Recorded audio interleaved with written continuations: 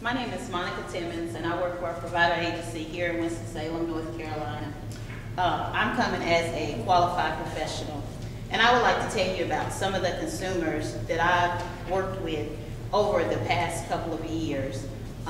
We live in Winston-Salem, where we have leaders that really don't know what's going on between Cleveland Projects and Piedmont Circle.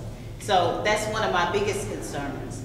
I go into these communities as a qualified professional to bring hope, to bring a sense of peace to some of these people, and to bring some type of hope. A lot of these people, a lot of the consumers that we work with don't know that they can have home ownership just with Section 8 through the ESR program and things that go on downtown.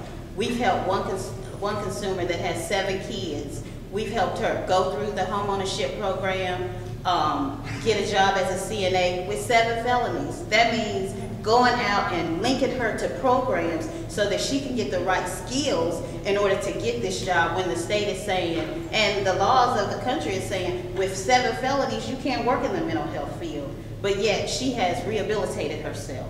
She has a substance abuse issue, and we're teaching her coping skills so that she doesn't have to self-medicate when her anxiety and her depression arises.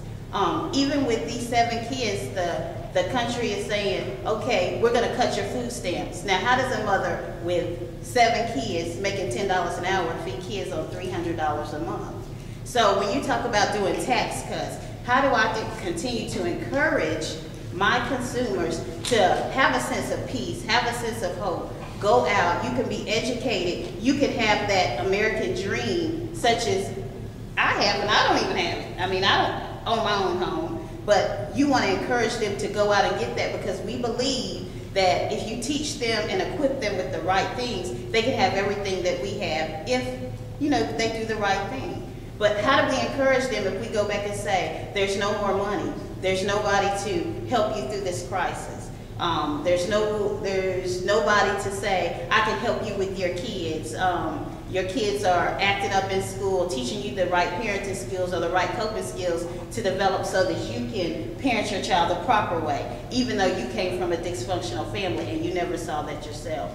The other problem that I have is that lawmakers, they sit in Raleigh and you make these decisions, and we are the people down in the forefront and we're fighting the battle. I feel like you ought to come down here and you ought to see what we do on an everyday basis and see what we go through. I'm one of those that I'm very passionate about what I do. I care a little bit too much sometimes about my consumers, and I get a little bit emotional about it. But I truly believe that we are supposed to bring a better quality of life to our consumers. Community support did get a bad rap, but I believe at this point in time we're doing it the way it's supposed to be done.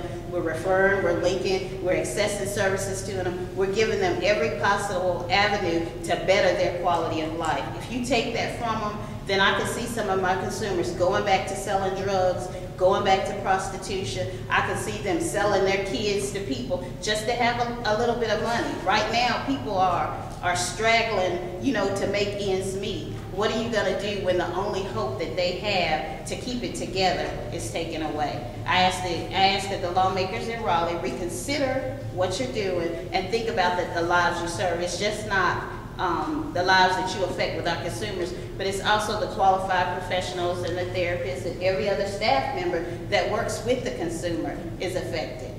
I even say, and I know people say it's not about us, but I did the right thing. I went to school, I went to college, I got my graduate degree so that I could come out and help kids. I help people. I tried to get out of this field, but couldn't because the passion keeps bringing me back. Where do we go? What do we do?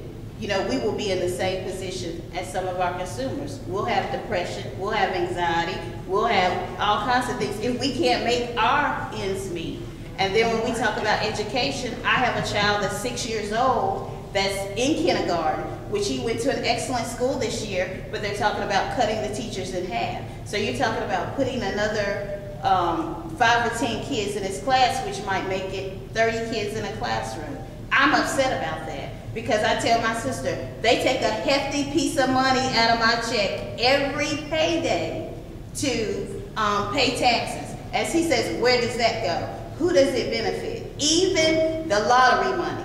We said that those lottery tickets, and I know people are buying them, even though I'm not, people are buying them. Where has that money gone? And I know a lot of people's checks are going to those lottery tickets. Where has that money gone? Can we advocate that money and put it back into the system so it can really help the people that's supposed to be helping?